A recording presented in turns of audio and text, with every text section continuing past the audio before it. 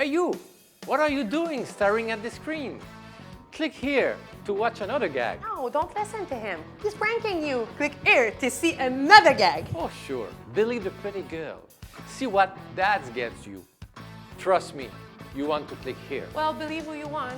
But if you can decide, at least click the subscribe button just right there. You know, MP for once, I actually agree with you. Oh yeah, go on, click the subscribe button.